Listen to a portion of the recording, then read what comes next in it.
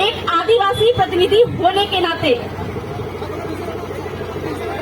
आदिवासी समुदाय की बहन बेटी होने के नाते और साथ ही साथ भील प्रदेश की बहू होने के नाते मेरा ये अधिकार बनता है कि अपने समुदाय के लिए जो भी अधिकार हो और जो भी आदिवासियों पर अत्याचार हो उसके लिए बोलना मेरा अधिकार बनता है।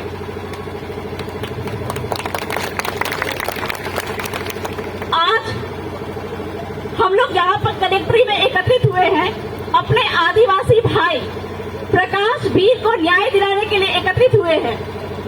भाइयों, कलेक्टर महोदय जो है वो भारत का संविधान नहीं जानते हैं, तो हम लोग आज यहाँ पे उनको भारत का संविधान बताने के लिए, पढ़ाने के लिए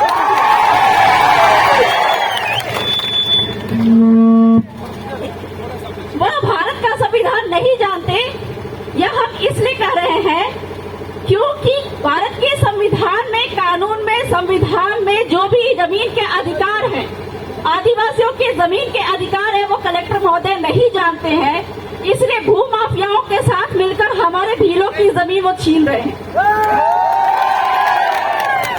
और आज हम उनको यह अधिकार और कानून बताने के बावजूद भी आने वाले दिन में आदिवासियों पर, हमारे भीलों पर यह अत्याचार बढ़ता ही जाए तो हम उनको माननीय सुप्रीम कोर्ट में भी घसीटने से पीछे नहीं हटेंगे। इसके पहले भी हमने माननीय सुप्रीम कोर्ट में कई सारे पिटीशन दायर किए जहां पे कलेक्टर महोदय को खड़ा होना पड़ा है। तो कलेक्टर महोदय ये समझ ले कि वो कानून संविधान की कसम खा के आते हैं, वो अपने अनुसार कुछ भी नहीं कर सकते और हम आदिवासियों को जितने भी अधिकार प्राप्त है वो अधिकार हमको संविधान के तहत है और हम आदिवासी, हम भी जो है वो संविधान का पालन करते हैं। अगर नहीं कर रहे होते तो आज हमारे समुदाय में एक जो प्रथा है मत्था मड़ा की, ठीक है, मत्था मड़ा का मतलब होता है सर के बदले सर। तो यदि अगर हम संविधान नहीं मान रहे होते तो जिन लोगों ने, जिन भूमाफियाओं ने हमारे प्रकाश भील का पैर काटा तो हम भी उनका पैर काट चुके होते।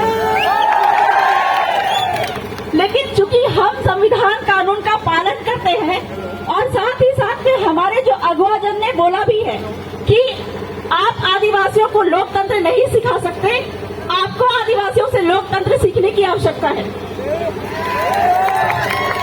यही कारण है कि इतनी बड़ी जनसंख्या होने के कारण, इतनी बड़ी भीड़ होने के बावजूद भी यहाँ पे एक भी तरह का आदिवासियों के बीच में एक भी हथियार नहीं है, वो लोकतांत्रिक तरीके से बैठे हुए हैं।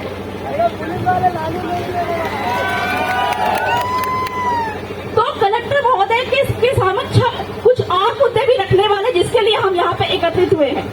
दूसरा महत्वपूर्ण मुद्दा यह है कि जो आपका जो नगर निगम के नाम पे आदिवासियों की भूमि जो लगातार लूटी जा रही है, अगर कलेक्टर महोदय संविधान जानते हैं तो आर्टिकल 243(j)(c) के माध्यम से वो ये बताए कि नगर निगम यहाँ पे किस तरह से लीगल है।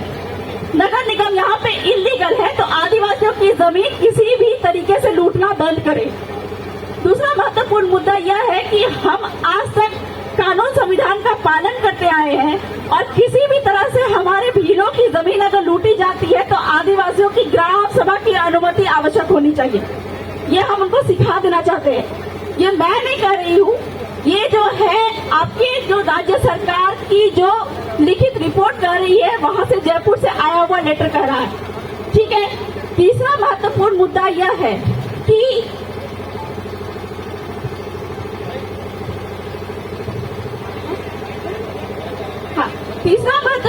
यह है कि उदयपुर में जशोदाबाई और वालीबाई की नसबंदी के दौरान डॉक्टर की लापरवाही से मौत हो गई, ठीक है।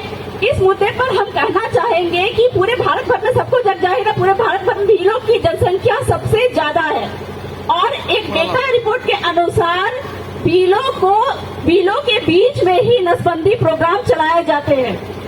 तो हमको ये जानना है कि हमारी बढ़ती जनसंख्या से लोगों को, सरकार को क्या दिक्कत है जिस कारण से नसबंदी का प्रोग्राम हमारे बीच में ही चलाया जाता है। तो यह नसबंदी का प्रोग्राम खत्म होना चाहिए।